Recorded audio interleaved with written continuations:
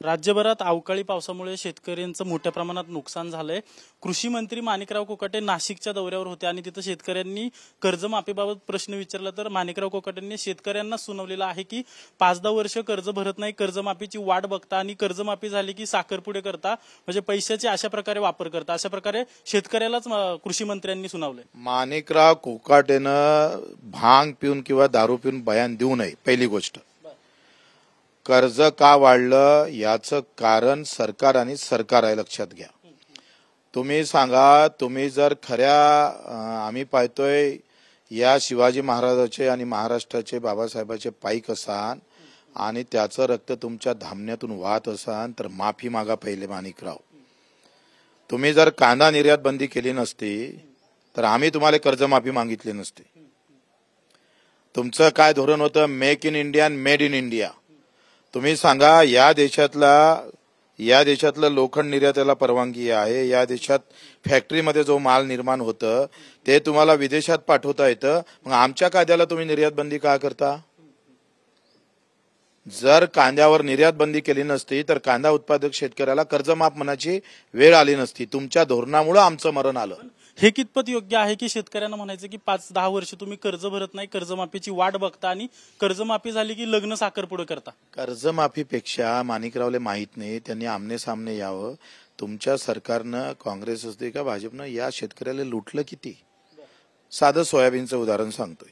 Soybean शेतकऱ्याला एकरी 4 quintal आलं आणि 4,000 रुपये भाव भेटले, 4,16,000 भेटले।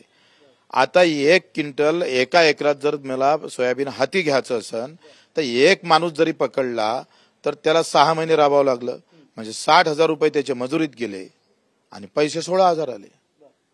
लुटीची अवस्था आहे। आम्ही परत पाम तेल आयात केलं नसतं तर माझ्या सोयाबीनला 8,000 ते 9,000 रुपये भाव राहिले असते। धोरणं तुमचे आहे, तुमच्या चुकीच्या धोरणामुळे आम्हाला जे काही भाव घटतं ते महत्वाचं आहे। आणि मग इतर देशामध्ये जे आपण देतो आहे, मला एक सांगा, किमान वेतन जेव्हा ठरतं तर किमान वेतन मध्ये काय असतं का किमान खाणं पिणं जगणं झालं पाहिजे, तेवढा कमीत कमी पगार भेटला पाहिजे आणि किमान वेतन आहे 18,000। 18,000च्या वरती आपण पगार देतोय कर्मचारी, अधिकारी, आमदारांना। त्या 6 किलो मटण, 35 डझन अंडे, 20 लिटर दूध शेतकऱ्याला लागत नाही, मजुराला लागत नाही। शेतकऱ्याचा अपमान म्हणायचा हा सरळ सरळ अपमान नाही होय। ही तर मी सांगतो ना, ते अफजल खान परवडले। तुम्हाला लाज वाटायला पाहिजे। अफजल खान काय, औरंगजेब काय, दाऊद इब्राहिमची औलाद काय, हे परवडले असे मनाची वेळ आलेली आहे। तुम्हाला हे समजायला नको का तुम्ही म्हणताय कर्ज तुम्ही थांबून ठेवताय, मग कोणाला हौस आहे? कोणाला हौस आहे? आणि तुम्ही बोंबलले काय हो? तुम्ही कशाला तोंड मारले आम्ही कर्जमाफी करतो? लाज नाही वाटली का तेव्हा? किती मारायचं तुम्हाला?